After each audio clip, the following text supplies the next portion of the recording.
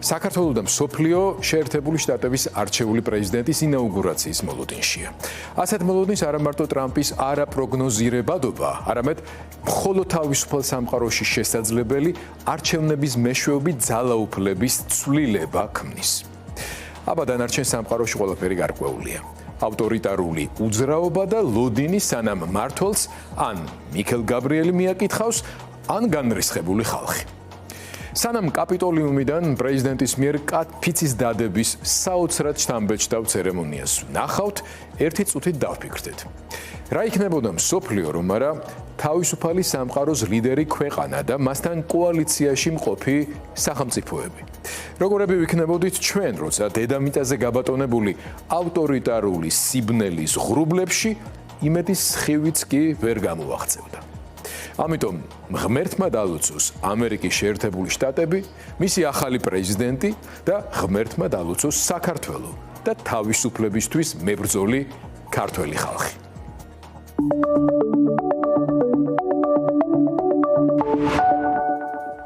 საქართველო კი თავისუფლებისთვის ბრძოლას აგრძელებს. ბრძოლას, რომელიც არც დღეს დაწყებულა და არც ხვალ დამთავრდება. თუმცა ახლა ვართ მნიშვნელოვან გზაგასაყარზე, რომლის დიაგნოზიც ისე უნდა დავსვათ, რომ არც სასურველის რეალობად გასაღება გამოგვივიდეს და არც ხელოვნურად კულტივირებული პესიმისტური სცენარების ტყვეობაში აღმოჩნდეთ. ვითარება კი ამ მომენტში ისეთია, რომ სტატუს კვო სტაგნაციის და პროცესის ერთ წერტილში გაყინვის შთაბეჭდილებას ქმნის.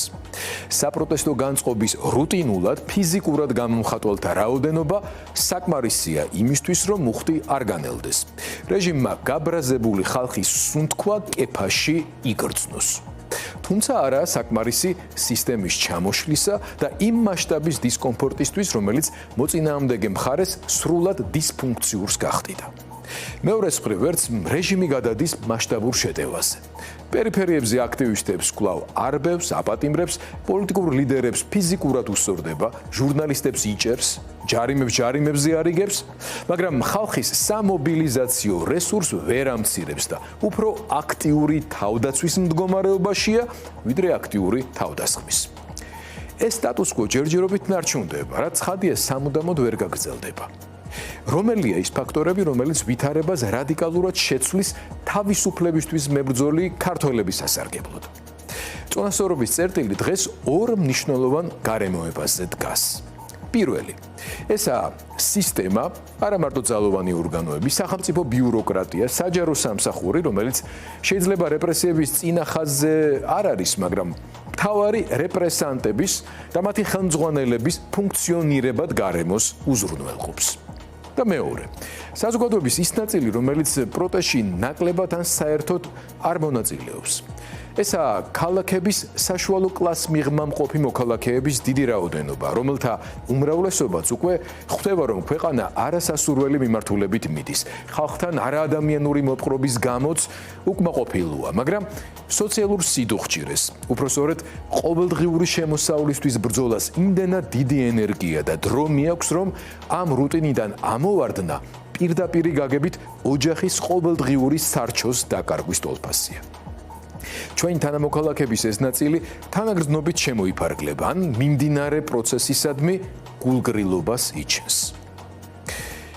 რამ შეიძლება შეცვალოს ეს სტატუს კვო? როგორც დიდ განზომილებაში, ასევე საზოგადოების ამ ორ კონკრეტულ სეგმენტში. რადგან პოლიტიკურ სურათში თითქმის ყველაფერი მოხდა, რაც ივანიშვილის ოცნების, ქართველების ოცნებისგან სრულ და უკან მოუბრუნებელ დაშორებაზე მეტყველებს და ეს არ აღმოჩნდა საკმარისი სისტემის შიგნით კიდევ უფრო დიდი რყევისთვის, ან სოციალურად ყველაზე მოწყვლადი ნაწილის პროტესტში აქტიური ჩართვისთვის, ამ ეფექტის მომხდენი შეიძლება იყოს მხოლოდ ისეთი რამ, რასაც ტელევიზორის გადართვით ან სულაც გამორთვით ვერ დააიგნორებ. ცარიელი მაცივარი, სიცივე და ოჯახის ცხოვრების დონის მინიმალური სტანდარტის უზრუნველყოფის შეუძლებლობა. რა მოიტანს ამ შედეგს? ის თუ ივანიშვილი გააგრძელებს სირაკლემას პოზაში ყოფნას და არ შეიმჩნევს დასავლეთის სანქციები მის ფინანსურ სისტემას, ბუმბულს ღერა-ღერად როგორ შემოაფრთხნის. და მეორე, უკვე შემდგარი პოლიტიკური იზოლაციის ეკონომიკური და სოციალური ეფექტი მთელი ქვეყნისთვის. ინვესტიციების და გადმორიცხვების მაჩვენებლების კატასტროფული ვარდნა, საგადასახადო დისბალანსი, საბიუჯეტო დეფიციტი, ლარის დევალვაცია, გაზრდილი ფასები საწვავზე, ელექტროენერგიასა და ბუნებრივ აირზე, პირველადი მოხმარების პროდუქტებზე ხელმიუწვდომლობა, ბიზნესების გაკოტრება, უმუშევრობა, სახელფასო და საპენსიო ვალდებულებების გაუსტუმრებლობა. მოკლედ, ყველაფერი, რასაც გვეგონა რომ გამოვეკეცით, უკან დაბრუნდება და ყველას ოჯახში შემოაღწევს. რა გავლენას მოახდენს ეს დინამიკა ჩვენს მიერ ზემოთ ნახსენებ არსებული სტატუს-კვოს დარღვევის, სტაგნაციური წერტილის დაძვრისთვის გადამწყვეტ ორ ფაქტორზე. დავიწყოთ მეორით. რეჟიმით უკმაყოფილო, მაგრამ მძიმე სოციალურ მდგომარეობაში მყოფი და ცვლილებებით შეშინებულ ადამიანს დასაკარგი აღარაფერი ექნება. არსებული სისტემა მისი ოჯახის მინიმალურ საარსებო აუცილებლობას ვეღარ უზრუნველყოფს. ერთი ცნობილი რევოლუციონერის ფრაზა რომ გავიხსენოთ, მათ ბორკილის მეტი დასაკარგი უბრალოდ აღარაფერი დარჩებათ. ამდენად უკიდურესი გასაჭირი პოლიტიკურად ნაკლებად აქტიური ხალხის მასას სოციალური უკმაყოფილების მოტივით პოლიტიკური მოთხოვნებით გამოიყვანს და ეს ტალღა მნიშვნელოვანი და ჩემი აზრით გადამწყვეტი შენაერთი იქნება რეჟიმთან ქუჩაში დაპირისპირების ეპოპეაში.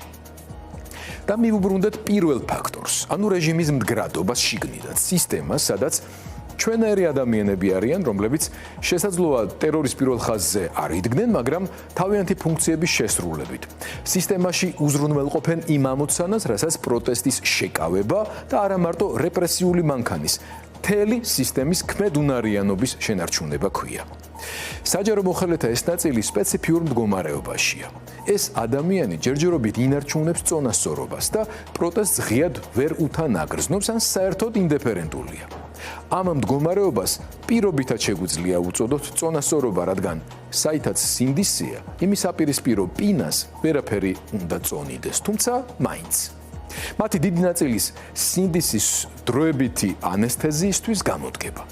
ოღონდ ამ მდგომარეობას თან უნდა ახლდეს მისი ოჯახის ცხოვრების წესისა და ფინანსური ვალდებულებების უზრუნველმყოფი გარანტიები.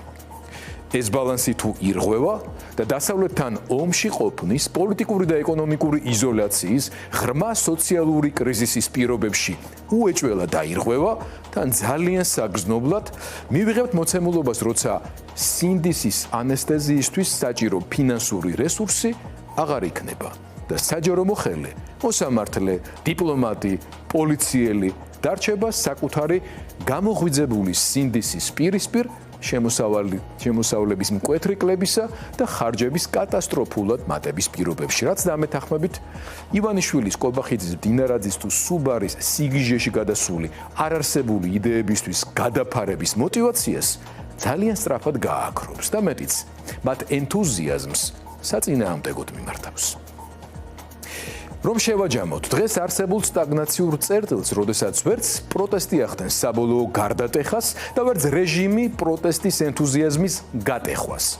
შეცვლის საპროტესტო მოძრაობაში ხალხის სოციალურად მოტივირებული ნაწილის გააქტიურება და რეჟიმის ფუნქციონირების უზრუნველმყოფი სისტემის შიგნიდან სრული დემოტივაცია, რასაც ფინანსური და ეკონომიკური კრიზისი, ცივილიზაციისგან იზოლაცია, ხარჯების ზრდა, შემოსავლების მკვეთრი კლება უზრუნველყოფს.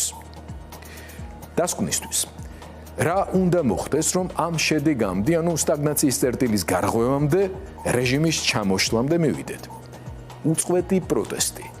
რეჟიმის მხრიდან ისეთი შეცდომების დაშვების გაგრძელება, რომელიც მათი ხელჩამოურთმეველობის სტატუსს ვერ შეარბილებს და დასავლეთისგან იზოლაციის ტემპს პერსონალურ დონეზე შეუქცევადად მკაცრს გახდის და ტემპს ააჩქარებს. ეს პერსპექტივა ძალიან რეალურია. მე პირადად სხვა ოპტიმისტურ სცენარს ვერ ვხედავ. მესმის, რომ შედეგი ქვეყნის ეკონომიკის მნიშვნელოვან ზიანზე გადის. თუმცა ეს ის შემთხვევა, როცა ჩვენ ბრძოლის იარაღს ვერ ვირჩევთ. ეს იარაღი ივანიშვილის რუსულმა რეჟიმმა თავად აირჩია. ძალადობის, ქვეყნის დესუვერენიზაციის, რეპუტაციული განადგურების და თავისუფლებისთვის მებრძოლი ხალხის რეპრესიის.